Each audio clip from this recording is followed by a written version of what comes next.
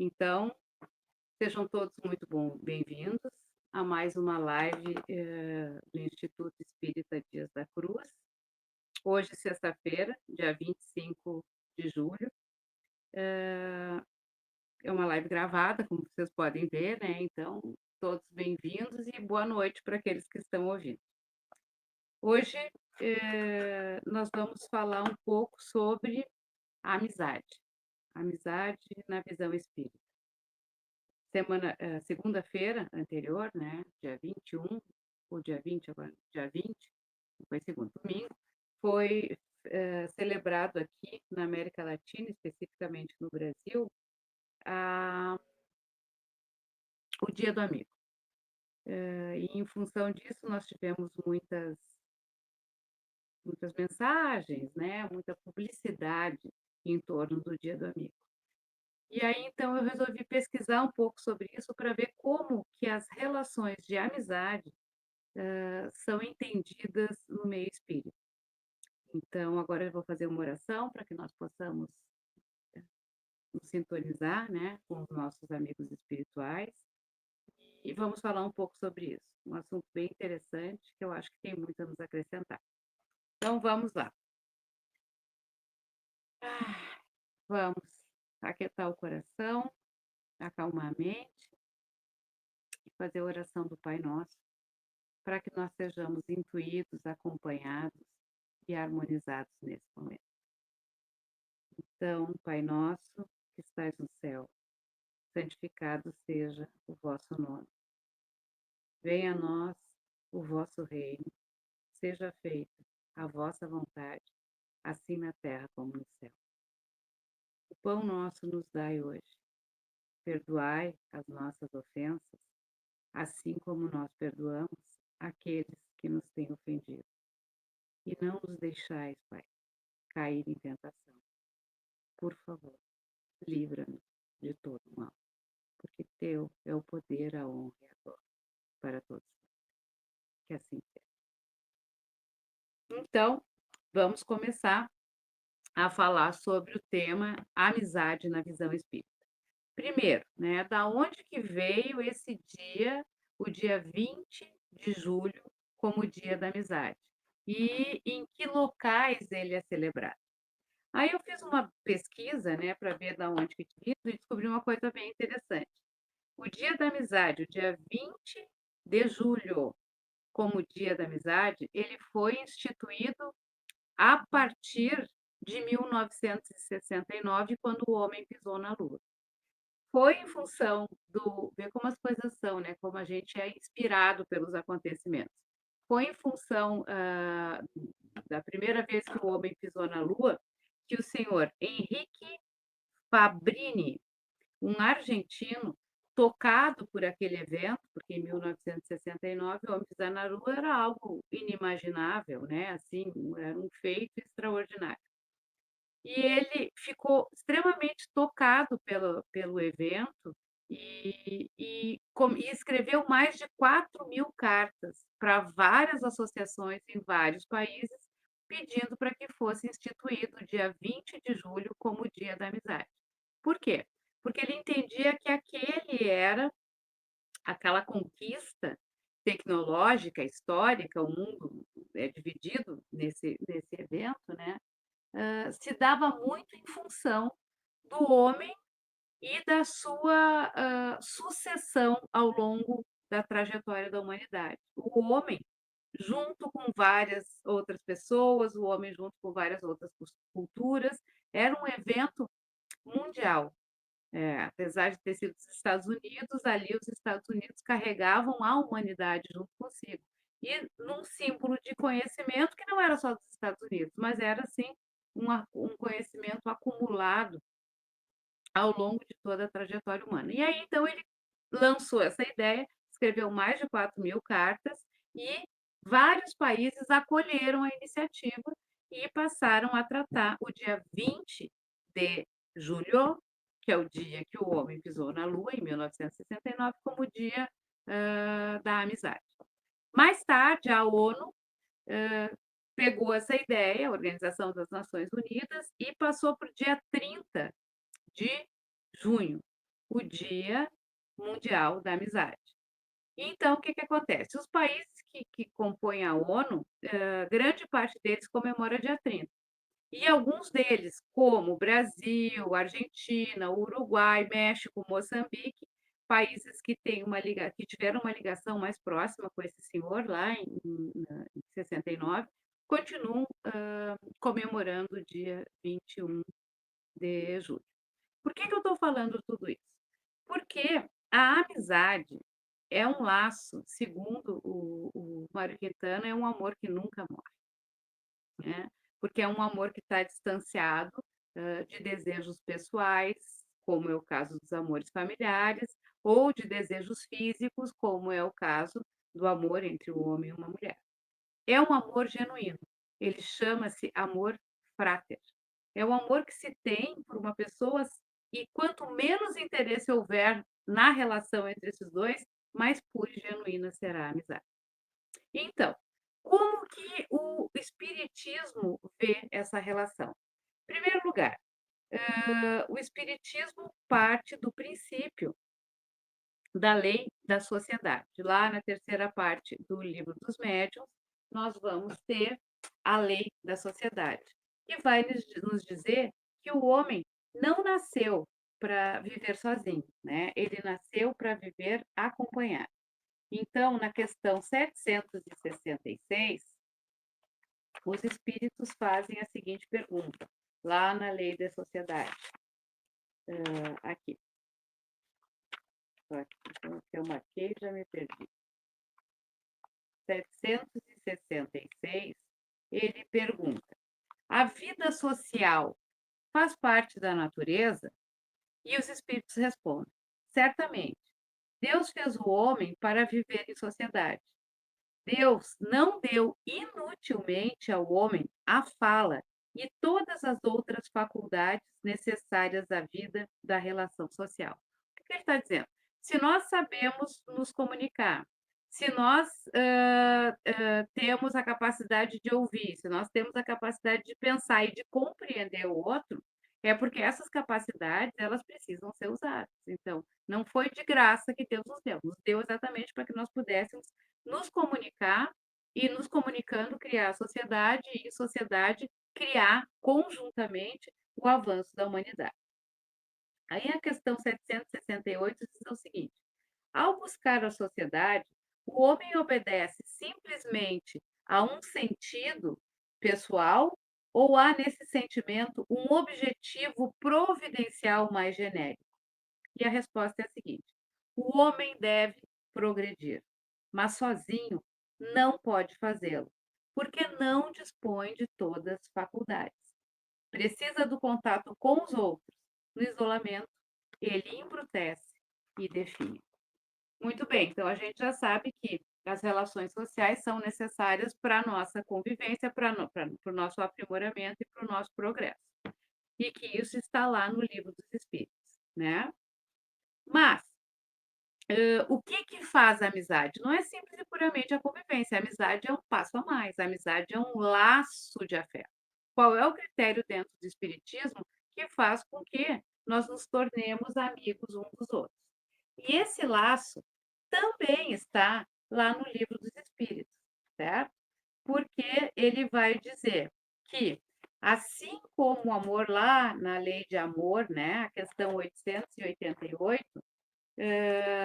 quando ele tá falando da lei de amor, justiça e caridade, os espíritos perguntam para ele, o Kardec pergunta para os espíritos, né?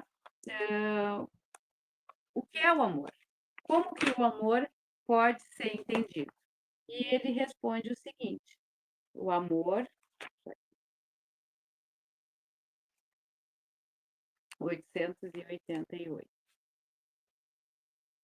Na verdade, ele está falando da esmola, né? E ele vai dar uma grande explicação, e ele diz assim: amai-vos uns aos outros, eis toda a lei, lei divina pela qual Deus governa os mundos. E aí ele diz: o amor é a lei de atração para os seres vivos e orgânicos. A atração é a lei de amor para a matéria inorgânica. Então, aqui ele destaca um outro princípio. Primeiro, vivemos em sociedade porque precisamos para evoluir, e dentro dessa sociedade existe uma lei que atrai os semelhantes, que atrai as pessoas, e essa é uma força de Deus, que é a lei do amor. E ele diz: a lei do amor atrai os seres orgânicos e a atração é a lei do amor nos seres inorgânicos. Então, existe uma força que nos une e que nos faz, de alguma forma, eu gostar mais da Maria do que gostar da Antônia. Preferir conviver com a Maria do que não poder viver com a Antônia, né. Existe aquilo que a gente chama e que é um princípio divino imenso, que é a afinidade, porque o amor se manifesta através desse princípio de afinidade. Segunda coisa, o que que acontece? Acontece, né, as ligações, porque a lei da afinidade é para os corpos da matéria, e a lei da afinidade da atração é também para os espíritos. Então, o que que a gente sabe? Nós sabemos que muitos desses amigos que nós encontramos e escolhemos para conviver aqui, são amigos que nós tivemos em outras encarnações. Porque assim como eu venho para decidir encontrar a Maria aqui, é porque a Maria já foi num outro momento, numa outra passagem do meu espírito, alguém, uma pessoa que eu convivi e com a qual eu tive uma imensa afinidade. Na programação da reencarnação, nós sabemos que a casa, a família, né, é o lugar por excelência de reajuste. E nós sabemos também que nós temos amigos e inimigos, né, pessoas, situações e pessoas com quem nós temos que nos reconciliar, ressarcir atitudes e sentimentos para serem, né, consertados e ações para serem ressarcidas. E nós temos também pessoas que vêm para nos ajudar nessa missão. Como que eu faço para achar? Como que eu faço para encontrar? Né, tem um ditado também famoso que diz: "O coração bate diferente na frente de um amigo". Aliás, não é um ditado, está no evangelho isso, né. Quando ele fala perdão dos inimigos, ele diz: "A gente não pode pedir que o nosso coração bata igual diante do inimigo como bate diante de um amigo". Mas o que que existe? Qual é a força? É a força da atração, é a força da afinidade. E aí, o seu Leon Denis, nesse livro maravilhoso que é No Invisível, vai nos dar uma explicação excepcional do que é a lei da afinidade e a lei das atrações. Diz assim: do conjunto de estudos sobre as vibrações harmônicas dos cérebros, uma comprovação resulta: é que, pela orientação e persistência de nossos pensamentos, podemos modificar as influências que nos rodeiam e entrar em relação com inteligências e forças similares. Esse fato não é unicamente exato e a respeito dos sensitivos ou médios. Também se dá com todo o ser pensante. As influências do além podem irradiar sobre nós, seja em comunicação consciente com os seres que o povoam. Não é necessário acreditar na existência do mundo dos espíritos ou querer conhecê-lo para lhe experimentar os efeitos.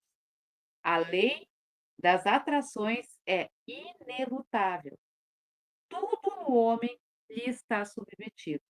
Por isso, a censura que dirigem aos espíritas, causando-os de atrair exclusivamente, em virtude de suas práticas, as forças maléficas do universo, é insubsistente diante dos fatos. Mas o que nos interessa é o seguinte: a lei das atrações é inelutável. Tudo no homem lhe está submetido. Tudo no homem e tudo no espírito. Mas aqui no homem é a nossa mente, é a nossa vibração que cria, que atrai tanto os acontecimentos como as pessoas que nós precisamos, né? Então, assim, em primeiro lugar, lei da sociedade é lei divina. Segundo lugar, precisamos viver em sociedade para nos melhorar. Terceiro lugar, escolheremos dentro da lei da sociedade aqueles com quem vamos conviver. Por um lado, por experiências anteriores, vivências anteriores, relações anteriores, mas sempre, seja anteriores ou seja pela primeira vez nessa, guiados pela lei de afinidade. A afinidade que eu emano, a afinidade que eu penso. E aí, estudando um pouco o Livro dos Espíritos, aprofundando mais, eu fui ver quando que o Kardec falou especificamente de amizade. E ele falou: existe um texto que é de 1876, deixa eu só ver a data aqui direitinho, 1861, que chama-se, que está na Revista dos Espíritos, de 1861, que é uma sessão mediúnica chamada de Palestras Familiares Além Túmulo, certo? E é de julho de 1861, bem no mesmo Dia dos Amigos.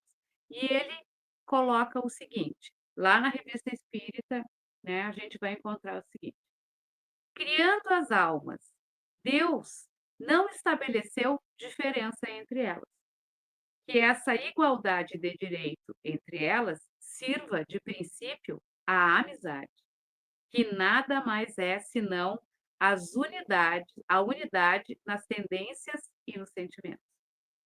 A verdadeira amizade só existe entre os homens virtuosos, que se reúnem sob a proteção do Todo-Poderoso para se encorajarem reciprocamente no cumprimento de seus deveres. Todo o coração verdadeiramente cristão possui o sentimento de amizade.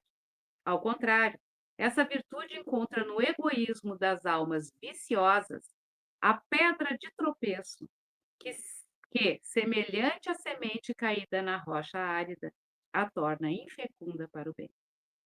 Então, aqui nesse trecho lindíssimo, Kardec está nos dizendo o seguinte, que Deus, em primeiro lugar, criou todas as pessoas, né, todos os seres iguais, que é a igualdade, e esta igualdade é para que sirva o princípio da amizade. Nada mais é senão a unidade das tendências, ou seja, a semelhança, a lei da afinidade. Daí ele diz: a verdadeira amizade só existe entre os homens virtuosos. É preciso que nós tenhamos uma qualidade de sentimento, é preciso que nós tenhamos uma capacidade de desapego, é preciso que nós já tenhamos caminhado um pouco nessa senda da evolução para que nós possamos ter verdadeiras amizades. Por quê? Porque é um ato de doação, é um ato de desinteresse. Por isso, somente os homens virtuosos são capazes de uma verdadeira amizade. Daí ele diz: a verdadeira amizade só existe entre os homens virtuosos, que se reúnem sobre a proteção do Todo-Poderoso. Proteção do Todo-Poderoso é a proteção do amor, porque Deus é amor. Para se encorajarem reciprocamente no cumprimento dos seus deveres. Qual é a função da amizade? Nos encorajarmos reciprocamente no cumprimento dos nossos deveres. Amigo é para festa? É. Amigo é para celebrar? É. Amigo é para rir? É. Mas a pedra de toque da amizade é no momento difícil. É quando alguém precisa me ajudar a atravessar a senda escura, a dar o meu melhor, a continuar quando eu não tenho mais força, né? Então, é o encorajamento no cumprimento dos seus deveres. Todo o coração verdadeiramente cristão, cristão no sentido que ama o seu próximo, verdadeiramente, possui o sentimento de amizade. Ou seja, ele é, para o cristão, um sentimento que está lá, latente, e que a lei da afinidade vai fazer com que eu procure, e que se eu encontrar na Maria um outro coração disposto à amizade, disposto a atos desinteressados, nós vamos criar laços, e laços profundos, né? É muito interessante esse texto, porque ele remonta tanto à lei da sociedade como à lei que o Kardec falava, né? Que é a lei da afinidade.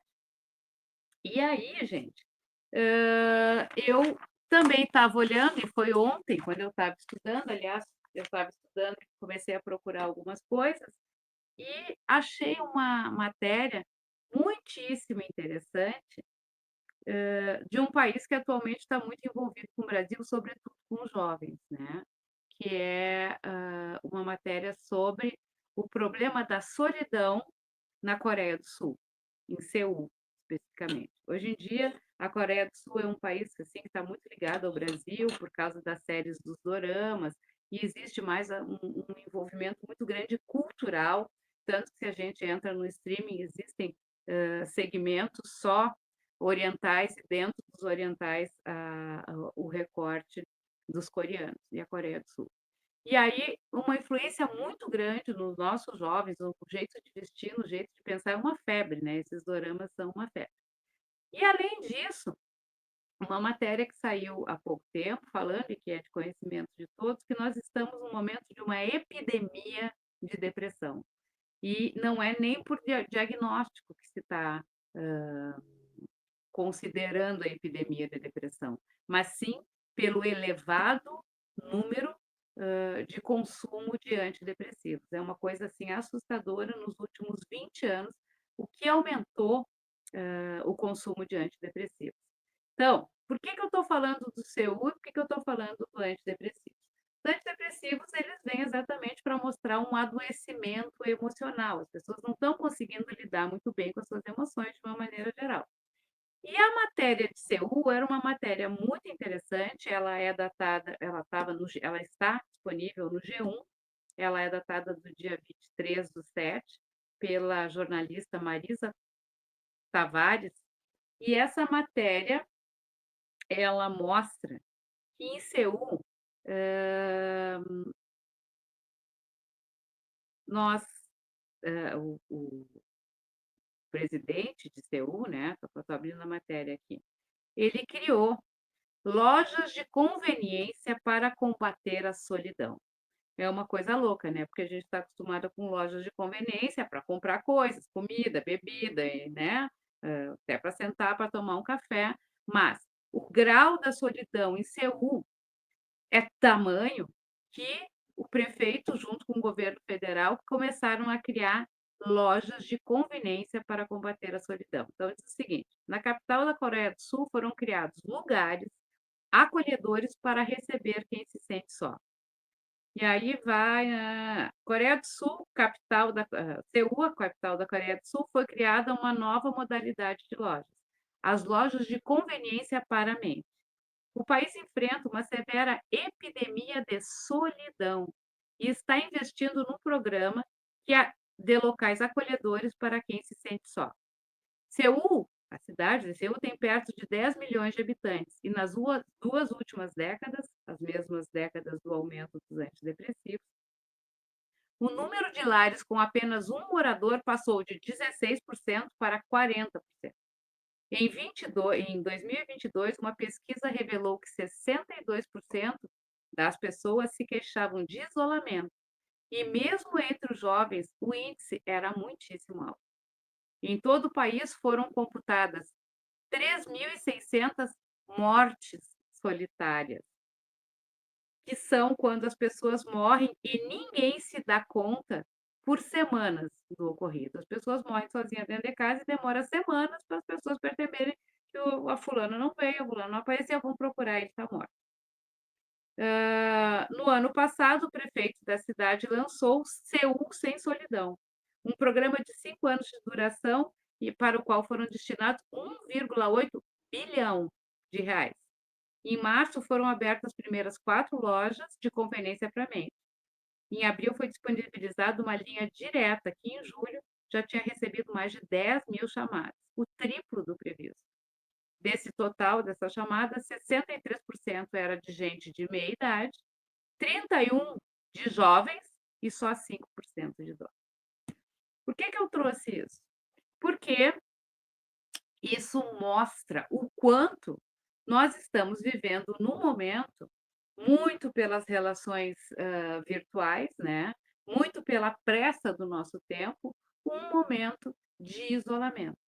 E quando nós nos sentimos, né, e ficamos por muito tempo isolados, nós estamos indo contra princípios que são princípios divinos. e que o espiritismo já nos apontava. Primeiro, nascemos para viver em sociedade. Segundo, precisamos dessas relações para sermos pessoas melhores, para nos sentirmos melhores.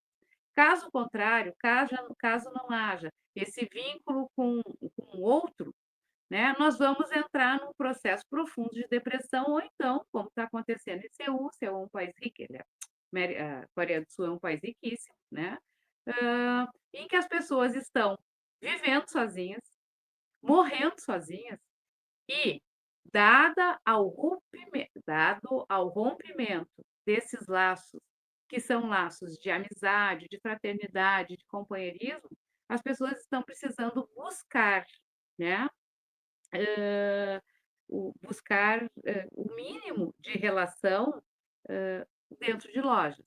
E aí na matéria diz o seguinte: para utilizar o espaço, os visitantes precisam apenas preencher um questionário com 5 perguntas. Ali é possível fazer o que que eles vão fazer lá?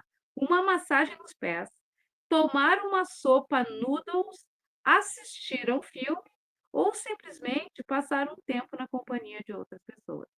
Ou seja, o contato físico, desfrutar de uma comida com alguém, assistir um filme na companhia de alguém ou simplesmente estar com alguém. Ninguém é obrigado a conversar ou interagir. Simples e puramente, né, eles precisam estar com pessoas. Para os idealizadores do projeto, estar próximo dos outros seres humanos já é o suficiente. Nestes locais são disponibilizados assistentes sociais para quem precisar de um apoio maior. Então, eu trouxe essa matéria, né, para corroborar o quanto o nosso tempo, a nossa sociedade está passando por um momento de crise. As relações virtuais, elas são relações facilmente rompidas. Elas são relações, na verdade, que nem chegam a criar laços, muitas delas, porque eu também não me coloco à disposição a qualquer hora e eu não me coloco também à disposição para aceitar o controverso. Numa relação, e é por isso que os espíritos dizem que a vida em sociedade é necessária, porque nós precisamos conversar, e se nós precisamos conversar, nós precisamos trocar, e nós precisamos exercitar a capacidade de conviver com o diferente, de aceitar o outro, mesmo o outro sendo alguém que está num outro momento, numa outra situação e que pensa diferente de mim. Na verdade, o convívio social é que está sendo fragilizado. E como nós não temos um fortalecimento do convívio social, nós acabamos sofrendo por consequência de uma solidão muito grande, porque não conseguimos criar laços profundos.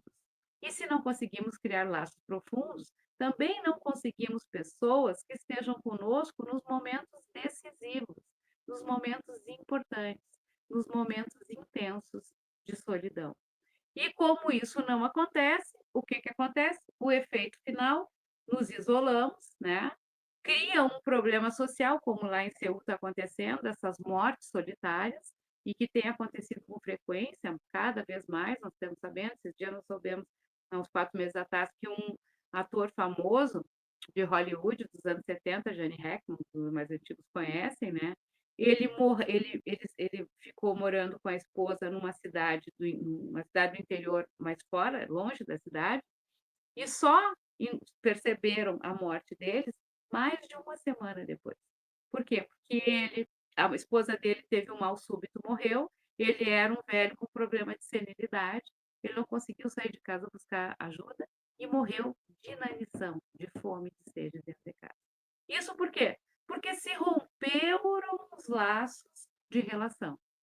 Então, quando o espiritismo nos diz: "Precisamos viver em sociedade para evoluir", quando o espiritismo nos diz: "Precisamos viver em sociedade", temos os as aptidões para as relações. Quando o espiritismo nos diz: "Nós temos que escolher, de acordo com as nossas aptidões, aqueles com quem vamos conviver". E quando ele nos diz: "Somente aqueles espíritos virtuosos conseguem", ele está nos dizendo: o amor, as relações, a amizade, ela é fundamental para a nossa sobrevivência. Quanto mais elevado, quanto mais aprimorado, quanto mais cristão, no sentido de amoroso, for esse relacionamento, mais nós temos a ganhar. Então, pensando nesse macro momento, né, pensando no homem lá em 1969, o Henrique, quando o homem foi para a Lua, ele se sentiu tocado. O que que ele, na verdade, estava pensando? Ele estava pensando: "Bom, é graças às relações humanas e sociais que nós chegamos aqui. Mas e se houver outros planetas, outras populações, outras civilizações, já que nós chegamos na Lua? Qual é a relação que nós temos que manter com ela? A relação mais difícil, a relação que nós hoje, sobretudo no nosso tempo, estamos vendo que é, né, hã, a que menos nós temos praticado, que é a capacidade do diálogo, a capacidade da troca, a capacidade da aceitação e também a capacidade de declinar desse meu mundo, do meu egoísmo, né, do meu orgulho, para conseguir estabelecer relações. Não é à toa que o primeiro amor na história da filosofia é o amor eros, que é o amor, dos desejos. O segundo amor é o amor filia, que é o amor da família, o amor do sangue. O terceiro amor, em termos de elevação, é o amor frater, da fraternidade, quando eu consigo sair de mim e me doar ao outro, quando eu consigo estabelecer relações sem o desejo físico e sem o apelo do sangue, porque eu consigo já me relacionar com o outro num valor, numa escala de maturidade maior. E o último, a última escala de amor para a qual caminhamos é o amor ágape, que é o amor de Deus, que é o amor absolutamente desinteressado, em que se ama as pessoas, em que se ama a natureza, né, essa esse amor dadivoso, que é o amor de Deus, certo?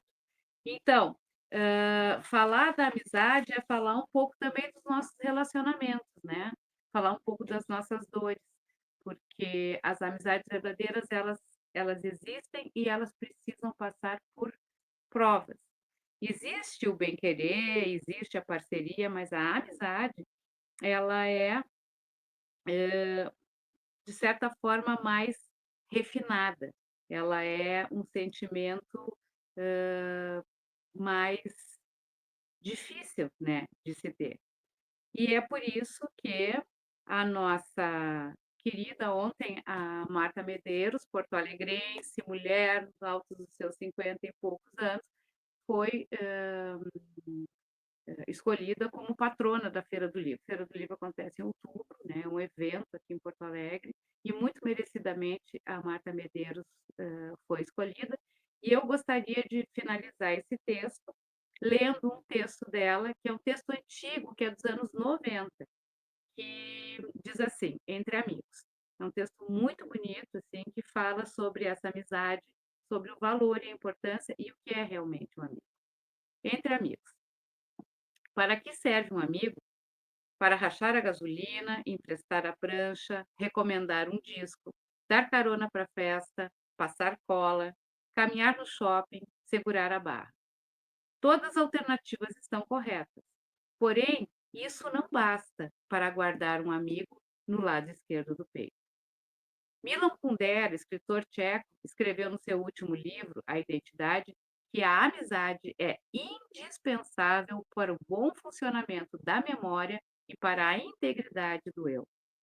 Chama os amigos de testemunhas do passado e diz que eles são o nosso espelho, que através deles podemos nos olhar. Vai além. Diz que toda amizade é uma aliança contra a adversidade, aliança sem a qual o ser humano ficaria desarmado contra seus inimigos. Verdade verdadeira. Amigos recentes custam a perceber essa aliança. Não valorizam ainda o que está sendo construído. São amizades não testadas pelo tempo. Não se sabe se elas enfrentarão com solidez as tempestades ou se serão varridas como chuva do verão. Veremos. Um amigo não racha apenas a gasolina, racha lembranças, crises de choro, experiências. racha a culpa e racha segredos. Um amigo não empresta apenas a prancha, empresta o verbo, empresta o ombro, empresta o tempo, empresta o calor e a jaqueta. Um amigo não recomenda apenas um disco, recomenda cautela, recomenda o emprego, recomenda um país. Um amigo não dá carona apenas para a festa, te leva para o mundo dele e topa conhecer o teu. Um amigo não passa apenas cola, passa contigo um aperto, passa junto o réveillon. Um amigo não caminha apenas no shopping, anda em silêncio na dor, entra contigo em campo, sai do fracasso ao teu lado. Um amigo não segura a barra apenas, segura a mão, a ausência, segura uma confissão, segura o tranco, o palavrão, segura o elevador. Duas dúzias de amigos assim, ninguém tem. Se tiver um, amém. É um texto muito bonito, muito de acordo com o que nós estudamos. E nós ficamos hoje por aqui, fazer a oração de encerramento, aproveitando para agradecer, né, por todas aquelas pessoas que ficaram conosco ao longo da vida ou em algum momento das nossas vidas e que puderam ser um amigo, nos indicaram um trabalho, nos ajudaram num momento difícil, seguraram um segredo, ficaram ao nosso lado. Esse é o amor do amar ao próximo como a si mesmo. Esse é o amor de Cristo que ele pede e prega, que é o amor desinteressado. Também fica aqui a reflexão do quanto a amizade precisa ser nutrida. Nós temos amigos não só porque eles cruzaram o nosso caminho ou porque nós temos afinidades com eles. Nós temos amigos porque amizades precisam ser alimentadas. Porque mesmo que seja de ano em ano, distância em distância, né, tempo em tempo, a gente entra em contato para saber como aquele amigo está. Se ele está precisando de alguma coisa ou simplesmente e puramente para dizer um oi, eu me lembrei de ti. Tu existe no campo do meu coração. Tu existe na história da minha memória. Tu faz parte de quem eu sou. Porque se nós fizermos isso, se aqueles amigos distantes, né, nós procurarmos, mantivermos laços, dificilmente eles morrerão, como está acontecendo, na solidão completa. Eles saberão que tem, é um laço, né, que tem alguém para quem pedir ajuda, que na história de alguém ele é importante. E é disso que estamos falando. Num tempo de tanta solidão, num tempo de tanto egoísmo, de tanta individualidade, de tanto hedonismo, como diz a Marta Medeiros, a amizade pode ser uma salvação, certo? Então, ficamos aqui por hoje, vamos fazer uma oração e encerrar a nossa PUC. Então, Deus de amor e de bondade, nós te agradecemos pela nossa vida, te agradecemos pela nossa saúde, te agradecemos pela possibilidade de trabalho e de estudo, e te agradecemos também por essa casa que tão lindamente nos acolhe. Te agradecemos imensamente por este momento, que é uma possibilidade de reflexão, de fortalecimento. Te agradecemos por essa doutrina tão linda, que nos orienta e nos faz pensar e dar sentido à nossa vida. E, em especial, no dia de hoje, te agradecemos pelos nossos amigos, encarnados e desencarnados, aqueles que nos ajudam a continuar, que nos ajudam a encontrar o caminho certo, a palavra certa, a resposta certa. Aqueles que estão conosco mesmo quando erramos, mas que estando conosco como erramos, continuam sempre nos lembrando quem somos e apostando nas nossas virtudes, nas nossas qualidades e demonstrando o maior de todos os sentimentos, que é o amor. Te pedimos por eles, te pedimos por nós nessas relações e te pedimos também tua bênção, tua luz e tua proteção neste final de semana que inicia para a semana que começa. Que assim seja e muito obrigada.